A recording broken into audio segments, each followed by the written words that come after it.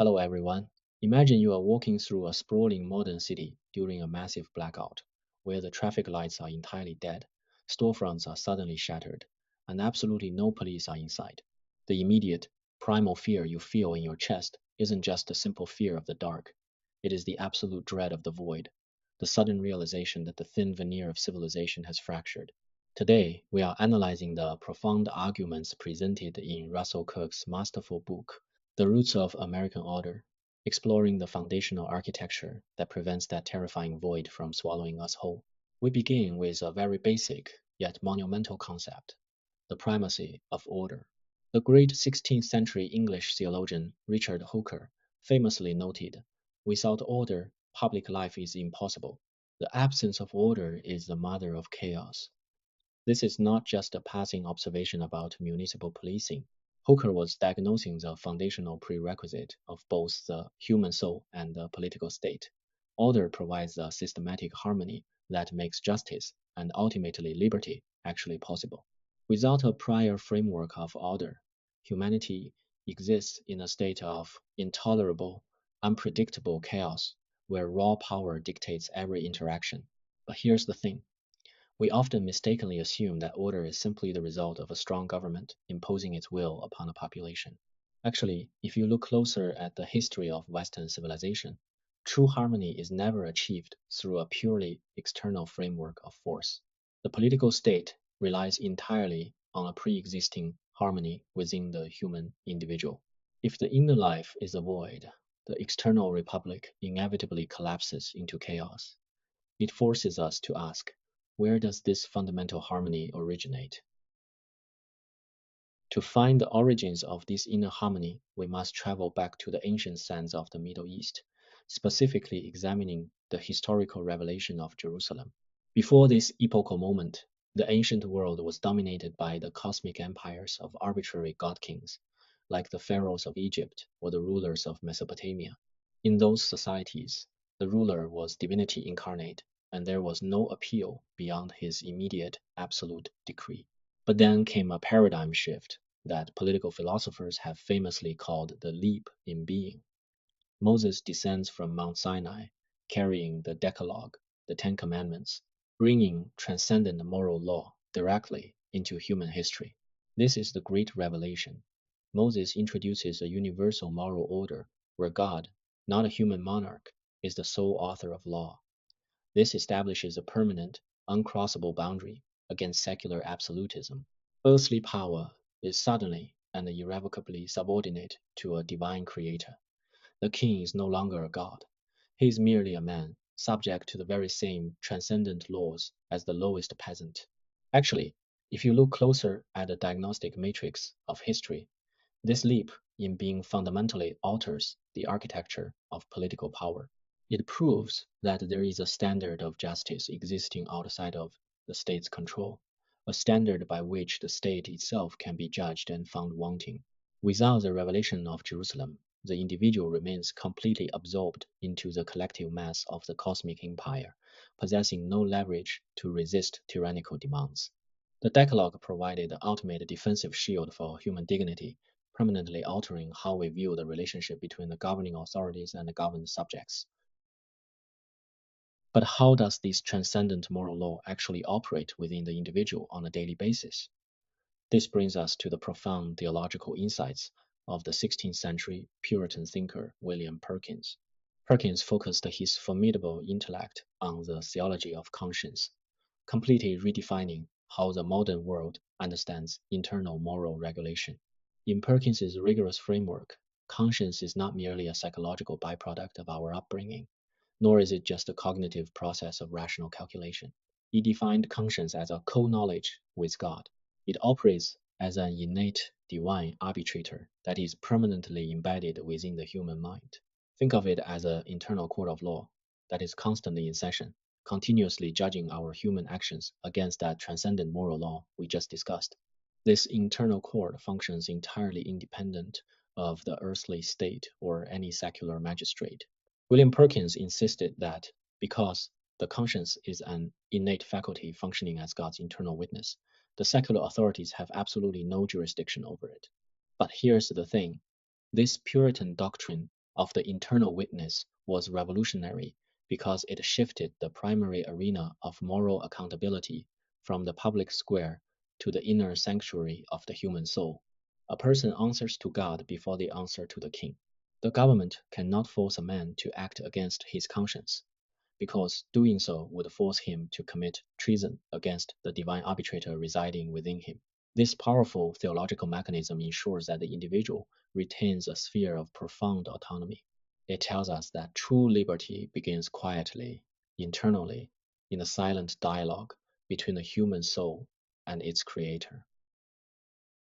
Moving beyond theology into the realm of political mechanics, we can see how this internal witness translates into a preconditional regulatory protocol for all of society. If a population possesses a strong, active conscience, it drastically alters the physical landscape of law enforcement. The mechanism of self regulation essentially operates like a compression chamber for external coercion. In a society where millions of individuals are internally guided by this co knowledge with God, voluntarily restraining their own base impulses out of reverence for transcendent law, the state does not need to deploy a police officer on every street corner. System efficiency skyrockets. The coercive state loop is practically broken because the citizens police themselves. Actually, if you look closer at the daily functioning of any free republic, you'll realize that no government has the resources to force compliance if the majority of the population lacks an internal moral compass. The internal witness of conscience negates the need for an omnipresent coercive surveillance state. When people refuse to steal, murder, or defraud their neighbors because their conscience forbids it, the government can remain small, limited, and unobtrusive. This is the great paradox of liberty. Profound physical and political freedom is only possible when a society is rich in internal self regulation. Without that internal protocol, the state must expand its police powers endlessly just to prevent complete civil breakdown. Therefore, the preservation of our external constitutional rights is entirely dependent upon the invisible, silent regulation of our inner moral lives. It is a brilliant system, yet incredibly fragile if the internal witness ever goes silent. This essential division between our internal allegiance to God and our external obligation to the state was perhaps most famously mapped out by Saint Augustine in the 5th century. As the Roman Empire was collapsing around him, Augustine developed his monumental theory of the two cities to explain the dual allegiance of the human soul. He divided human loyalty between the heavenly city, which is driven by the love of God, and the earthly city, which is driven by the love of self. The heavenly city represents the true, eternal home of the human soul. By declaring that our ultimate allegiance belongs to the spiritual realm, Augustine cemented the radical idea that the soul cannot be entirely subjugated by secular politics. The earthly city, on the other hand, is inherently flawed and strictly temporal. Its purpose is not to bring about heaven on earth or engineer human perfection, but merely to maintain temporary peace through the necessary use of force. But here's the thing, by separating these two spheres, Augustine completely desacralized the state. The political realm is stripped of its divine pretensions. You are a pilgrim in this world, passing through the earthly city, submitting to its laws for the sake of public order, but your soul remains fiercely independent, reserved exclusively for the city of God. This dualism prevents total subjugation by secular political rulers. If the government ever demands the absolute devotion that belongs only to the heavenly city, the citizen is morally obligated to resist. This ancient theological division remains the ultimate bulwark against the modern totalitarianism, proving that political power must always be subjected to strict, impassable limits. To fully understand why the earthly city requires coercive laws in the first place, we must confront the baseline of human behavior in conservative thought, the reality of original sin. In modern political discourse, we frequently hear utopian promises of creating a flawless society, but the classical and the conservative thinkers immediately reject this as a dangerous hubris. Original sin is not merely some abstract, archaic theological concept. It is the verifiable, empirical reality of human selfishness, violence, greed, and boundless ambition. It acknowledges humanity's inherent fallibility. Any political system that ignores this dark baseline is destined to fail catastrophically. Theologians and conservative philosophers alike recognize that because human nature is permanently flawed, we cannot trust individuals with absolute power. This brings us directly to the necessary constitutional response. James Madison famously wrote that if men were angels, no government would be necessary, and if angels governed men, no controls on government would be necessary. Because men are definitively not angels, society must be carefully designed with rigid constitutional chains to check and balance our inherent flaws.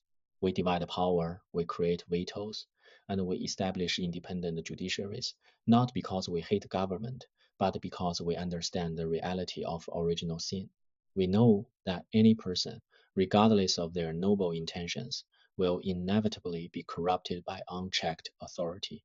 Acknowledging humanity's inherent fallibility is actually the vital prerequisite for designing a stable, free society.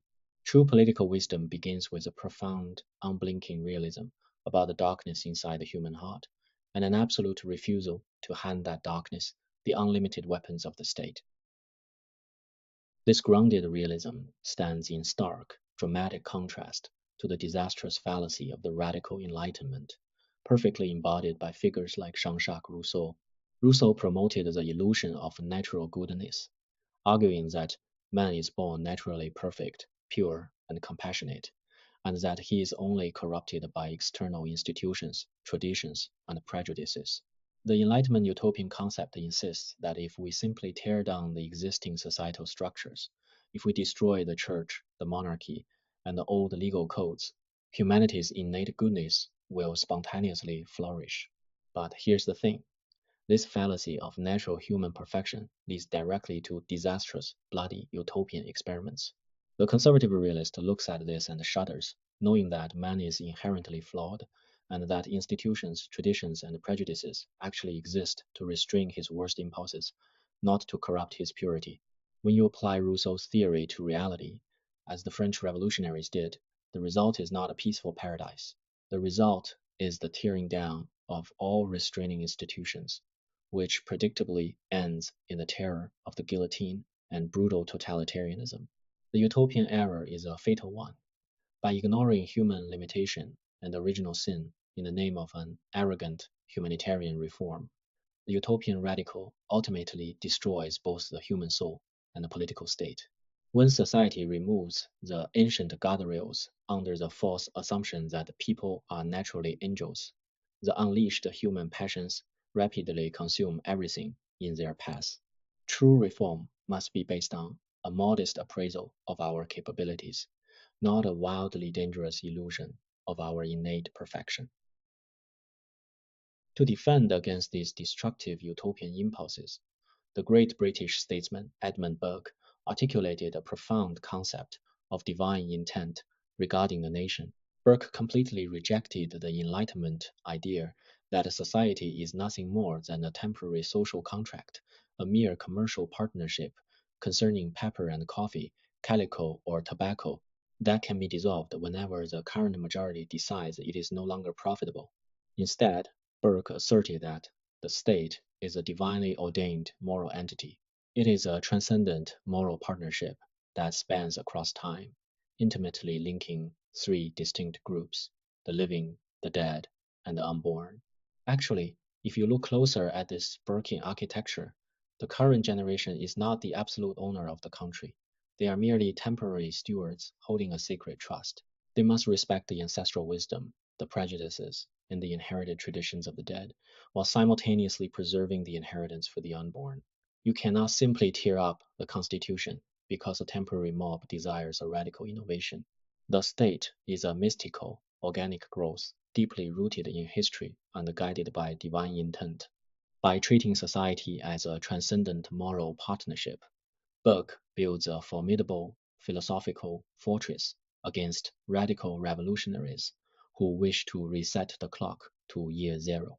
This deep reverence for the continuum of time ensures lasting stability and prevents the arrogant living from selfishly squandering the civilizational capital that took centuries of painful trial and error to accumulate.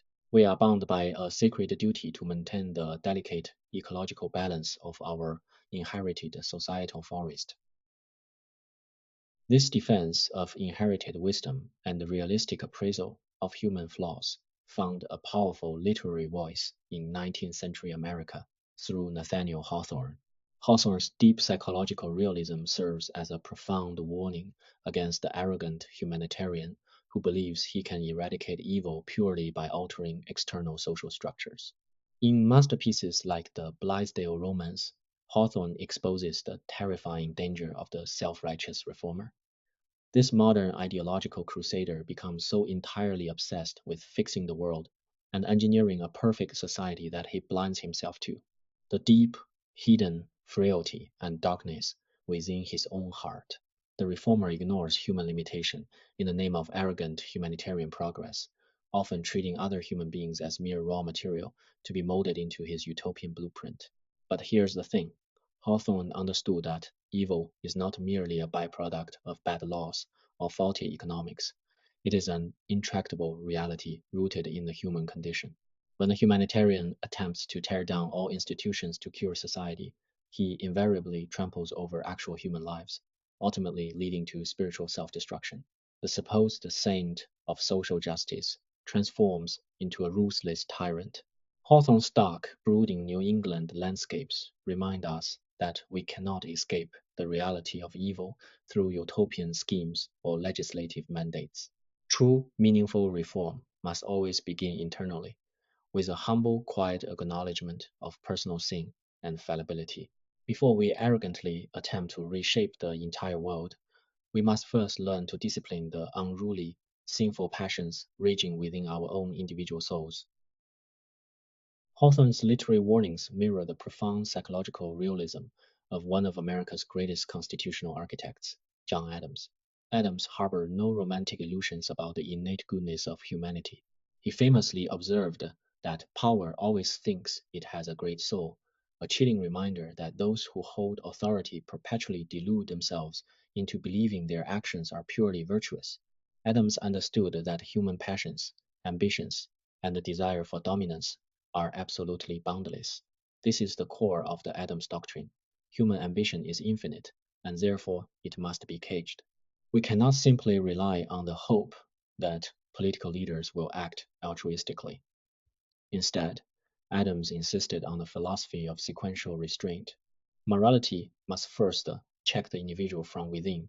Only then can the Constitution effectively check the political factions from without. You must possess a society grounded in strong internal morals before you can even begin to rely on external legal frameworks. If the internal moral compass is shattered, no amount of brilliantly engineered constitutional parchment will prevent the republic from descending into tyranny. Adams recognized that external laws are essentially meaningless if the citizenry is utterly devoid of internal virtue. His pragmatic, unsentimental view of human nature dictated a political system that aggressively pits power against power, utilizing human ambition to counteract human ambition. But this entire mechanical structure of balanced law completely relies on the foundational prerequisite that the vast majority of citizens are successfully managing their boundless passions through rigorous internal moral restraint. This delicate interplay between internal morality and external law is brilliantly captured in Edmund Burke's law of political physics, what we call the hydraulic balance of coercion versus conscience. Burke recognized the absolute, inescapable inverse law governing all human societies. He stated, society cannot exist unless a controlling power upon will and appetite be placed somewhere, and the less of it there is within, the more there must be without. Imagine a massive hydraulic U-tube. On one side, you have the internal moral restraint of the individual conscience. On the other side, you have the external coercive force of the governmental leviathan. But here's the thing. If the internal conscience of the citizens decreases, the external force of the state must hydraulically rise to prevent complete societal collapse. You cannot have a society completely devoid of both internal morality and external police power. That is simply violent anarchy. When individuals abandon their inner moral compass and give in to boundless appetites, the government is forced to step in with draconian laws, heavy surveillance, and severe punishments to maintain basic physical safety. Therefore, the erosion of personal morality directly fuels the expansion of the totalitarian state. Decreased internal moral restraint hydraulically forces a massive increase in external governmental coercion. If we wish to live in a society characterized by minimal state interference and robust political liberty, we are absolutely obligated to cultivate deep internal moral restraints. A free republic can only survive if its citizens actively choose to govern themselves from within. To govern oneself from within requires us to acknowledge the eternal civil war raging inside the human breast, a concept profoundly articulated by the American conservative thinker Paul Elmer More. More developed a powerful theory of dualism regarding the human will. He argued that every individual is torn apart by a relentless, lifelong struggle between divine aspiration and bestial appetite. On one side of this battlefield, we have what Moore calls the higher will or the inner check. On the other side, we have our lower expansive desires, the endless craving for power, wealth, and sensual gratification.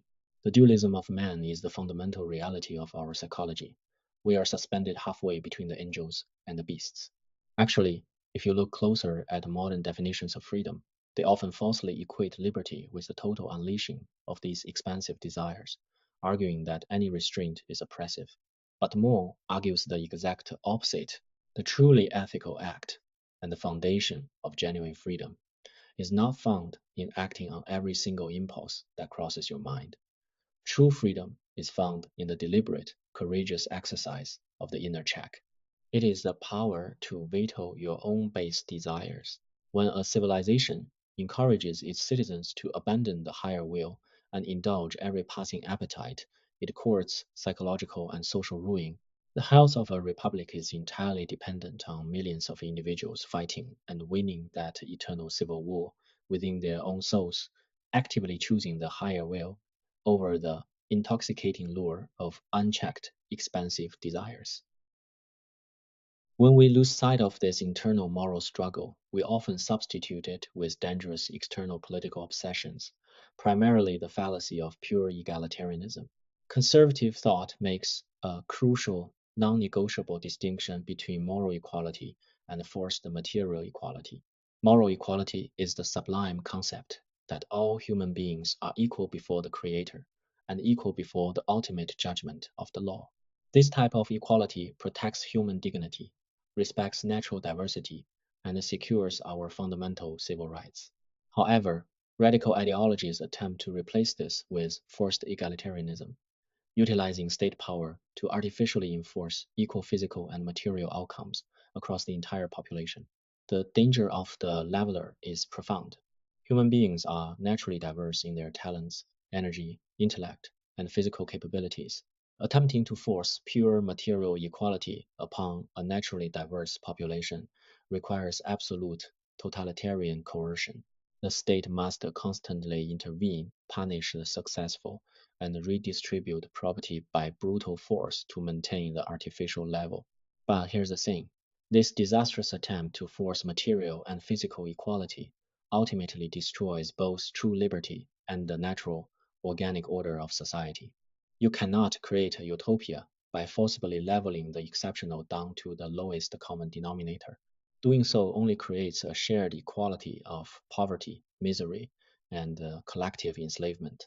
True justice recognizes and vigorously protects moral equality while allowing the natural aristocracy of talent and virtue to flourish, refusing to crush human excellence beneath the coercive, leveling machinery of an envious, overreaching state. To prevent society from falling into the hands of tyrannical levelers, we must maintain what we call the cycle of reverence. The ancient scriptures tell us that the fear of the Lord is the beginning of wisdom. In the context of political philosophy, this means that a healthy civilization absolutely requires a transcendent anchor of reverence and awe.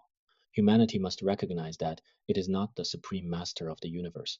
When humanity loses its reverence for the divine and historical order, it falls victim to a terrifying hubris. Arrogant modern movements begin to treat the world and other human beings merely as private property to be consumed or raw material to be engineered. Without a sense of awe, humanity forgets its limitations, attempting to build a flawless utopia through science and state planning. But this hubris inevitably leads to societal catastrophe. When the arrogance fails to produce heaven on earth, the resulting chaos invites tyranny. The cycle is predictable. Loss of reverence leads to hubris. Hubris leads to catastrophe, and catastrophe creates a vacuum filled by a tyrant who restores order through fear. Actually, if you look closer, reverence is the exact mechanism that establishes the humility required to govern justly. It reminds the statesman that he is part of a divinely ordained moral partnership across generations, preventing him from acting like a god. By restoring awe before the historical and divine realities, we immunize our society against the arrogant ideologues who promise a fake salvation but invariably deliver a very real totalitarian hell. This brings us to the ultimate synthesis of our entire intellectual journey today, the architecture of a free society, which we call ordered liberty. We have carefully traced how ancient theological struggles for the soul's autonomy evolved into the very foundations of Western civilization. The grand conclusion of this historical and philosophical narrative is that true freedom is absolutely not the mere absence of restraint. The modern illusion that freedom equals doing whatever you want, whenever you want, without consequence, is a recipe for complete spiritual and societal collapse. Genuine, enduring freedom relies entirely on the voluntary submission to a higher moral order. It is about embedding our external political freedom deep into the firm, unyielding bedrock of internal moral order. Liberty and order are inextricably, permanently linked. You simply cannot have one without the other. Western civilization successfully forged a society capable of profound liberty and enduring stability, precisely because it recognized the reality of human flaws, the absolute necessity of the internal witness of conscience, and the supremacy of divine law. This architecture protected human dignity from both the chaotic violence of the mob and the crushing weight of the tyrant. As we transition deeper into the complex, rapidly accelerating AI era, where artificial technology threatens to amplify our boundless passions and strip away our historical memory, remembering the necessity of internal moral restraint is more critical than ever before. An algorithm cannot provide us with a conscience or a soul. We must fiercely protect that inner sanctuary ourselves. That concludes our exploration for today. Thank you for your time and see you next time.